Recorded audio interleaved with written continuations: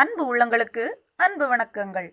இன்னைக்கு உங்கள் ஸ்மார்ட் குமரி குக்கிங்கில் கன்னியாகுமரி ஸ்பெஷல் டீ கடை ஸ்நாக்ஸ் மோதகம் எப்படி பண்ணுறதுன்னு பார்க்கலாம். மோதகம் பண்ணுறதுக்கு என்னென்ன வேணும் அப்படின்றத முதல்ல ஒரு வாட்டி பார்த்துடலாம். 1.5 கப் மைதா மாவு, 1.5 கப் அவல், 1 கப் பாசிப்பயிறு எடுத்துக்கோங்க. அப்புறமா வெல்லம் எடுத்துக்கலாம். வெல்லம் இந்த சைஸ் எடுத்திருக்கேன் நான் அன்னைக்கு. இந்த சைஸில் 1, 1.5 இருக்கிற மாதிரி எடுத்துக்கோங்க. அப்போ தான் பாகு காய்க்க சரியாக இருக்கும். அப்புறமா உப்பு கொஞ்சமாக எடுத்துக்கலாம். பொரிக்கிறதுக்கு தேவையான எண்ணெய் எடுத்துக்கலாம். முதல்ல நாம் எடுத்து வச்சிருக்கிற பாசிப்பயிரை கொஞ்சம் நல்லா கழுவிட்டு ஒரு பிஞ்ச் அளவுக்கு உப்பு சேர்த்து நல்லா வேக வச்சு எடுத்துக்கலாம். பாசிப்பயிரை குக்கரில் போட்டு வேக வச்சிங்க அப்படின்னா ஒரு 4 இல்லைன்னா 5 விசில் இருக்கிற மாதிரி எடுத்துக்கோங்க. பாசிப்பயிரை வேக வச்சு எடுத்தாச்சு. பயிறு நல்லா வேகணும். வெந்ததுனா தான் மோதகம் சாப்பிட்றதுக்கு நல்லா டேஸ்ட்டாக இருக்கும்.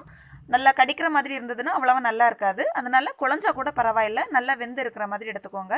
சாப்பிடும்போது நல்லா சாஃப்டாக இருக்கணும். அது ஒரு பக்கம் இருக்கட்டும்.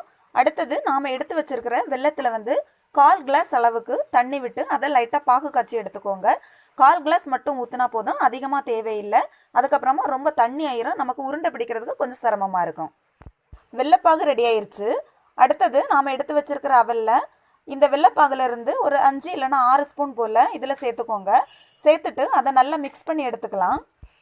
நல்லா மிக்ஸ் பண்ணி எடுத்தாச்சு. இதை ஒரு 5 இல்லைன்னா 10 நிமிஷம் அப்படியே ஊற விட்டுறலாம். இது நல்லா ஊறி வரட்டும்.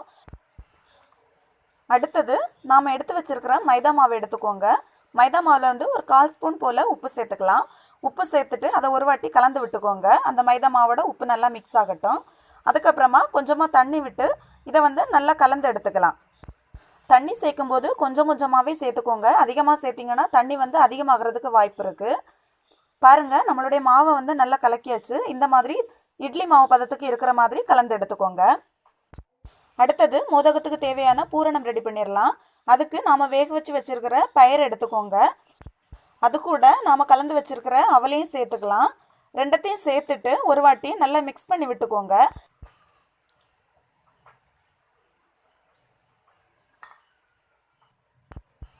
ரெண்டத்தையும் சேர்த்து மிக்ஸ் பண்ணியாச்சு. அடுத்தது இது கூட நாம் பாகு காய்ச்சி வச்சுருக்கிறதுல மீதி இருக்கக்கூடிய அந்த வெல்லத்தில் ஒரு 4 ஸ்பூன் போல் இதில் சேர்த்துக்கலாம். இனிப்பு அதிகமாக வேணும்னா இன்னும் கூடவே நீங்கள் சேர்த்துக்கலாம். ஆனால் இந்த இனிப்பு தான் இதுக்கு சரியாக இருக்கும். ஒருவேளை இனிப்பு கம்மியாக வேணும்னா இதில் நீங்கள் இனிப்பை இன்னும் கொஞ்சம் குறைச்சிக்கலாம். 4 ஸ்பூனுக்கு பதிலாக 3 ஸ்பூனோ 2 ஸ்பூனோ சேர்த்துக்கோங்க. சேர்த்தாச்சு. சேர்த்துட்டு இதை நல்லா கலந்து விட்டுக்கலாம். நல்லா கலந்தாச்சு. அடுத்தது இதை நம்ம சின்ன சின்ன உருண்டைகளாக பிடிச்சி எடுத்துக்கலாம். பாருங்கள், இதே மாதிரி எல்லாத்தையும் உருண்டைகளாக பிடிச்சி எடுத்துக்கோங்க. எல்லா உருண்டைகளும் ரெடி ஆயிடுச்சு. இந்த சைஸுக்கு தான் பிடிக்கணும் அப்படின்னு கிடையாது. இதை விட பெரிய சைஸாக வேணும்னாலும் நீங்கள் பிடிச்சி எடுத்துக்கலாம், நல்லா தான் இருக்கும். சின்ன சைஸாக வேணும்னாலும் பிடிச்சி எடுத்துக்கலாம், அதுவும் நல்லா தான் இருக்கும். அவ்வளோதான். அடுத்தது இதை நாம் பொரிச்சு எடுத்துடலாம். அடுப்பில் கடாய் வச்சுக்கோங்க. கடாய் வச்சுட்டு நாம் எடுத்து வச்சுருக்கிற எண்ணெய் இதில் சேர்த்துக்கலாம். எண்ணெய் கொஞ்சம் அதிகமாக சேர்த்தாலும் ஒன்றும் இல்லை, இதே அளவுக்கு சேர்த்தாலும் பிரச்சனை இல்லை. எண்ணெய் சூடாயிருச்சு. இப்போ நாம் எடுத்து வச்சுருக்கிற அந்த உருண்டையை நாம் கலந்து வச்சுருக்கிற அந்த மைதா மாவோட நல்லா டிப் பண்ணி எடுத்துக்கலாம். அந்த மாவு அந்த பூரணம் ஃபுல்லாகவுமே மூடி வர்ற மாதிரி முக்கி எடுத்துக்கோங்க. முக்கி எடுத்தாச்சு. அடுத்து இதை எண்ணெயில் போட்டுடலாம். எண்ணெயில் போட்டுட்டு ஒரு பக்கம் வெந்ததுமேவும் திருப்பி போட்டு வேக வச்சு எடுத்துக்கோங்க. அதே மாதிரி இது எல்லா உருண்டைகளையுமே பிடிக்கிறதுக்கு எனக்கு சரியாக 10 நிமிஷம் தான் ஆச்சு. ரொம்ப சீக்கிரமாகவே முடிஞ்சிடும். தீயும் கொஞ்சம் ஹை ஃப்ளேமில் இருந்தாலும் பிரச்சனை இல்லை, கடகடன்னு போட்டு எடுத்துடலாம். அது மட்டும் இல்லை, நமக்கு அந்த அவுட்டர் லேயர் மட்டுமே வெந்து வந்தால் போதும். உள்ள பூரணம் ஏற்கனவே வெந்தது தான். அவ்வளோதான், பொரிச்சு எடுத்தாச்சு. வாங்க இதை நம்ம பிச்சு பார்த்துடலாம் எப்படி இருக்குன்னு. ரொம்ப சாஃப்டாக இருக்குது. பிக்கும் போதே உள்ளே இருக்கிற அந்த பூரணம் எல்லாமே நம்மளுடைய உடம்புக்கு ரொம்ப ஹெல்த்தியானது. வெல்லமாக இருக்கட்டும், அதில் நம்ம சேர்த்துருக்கிற அவல், அப்புறமா அந்த பாசிப்பயிறு, இது எல்லாமே நம்ம உடம்புக்கு ரொம்ப ஹெல்த்தியானது தான். அதனால் தைரியமாக செஞ்சு சாப்பிட்லாம். உங்கள் குழந்தைங்களுக்கும் கொடுக்கலாம். கண்டிப்பாக இதை எல்லாருமே விரும்பி சாப்பிடுவாங்க. அவ்வளோதான், நம்மளுடைய டேஸ்டியான மோதகம் எல்லாமே ரெடி ஆயிருச்சு.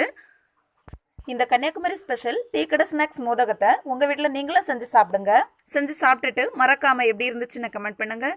இந்த டிஷ் உங்களுக்கு பிடிச்சிருந்தா விரும்புங்க, பகிருங்க. விரைவில் அடுத்த உணவுடன் உங்கள் ஸ்மார்ட் குமரி குக்கிங். நன்றி, வணக்கம்.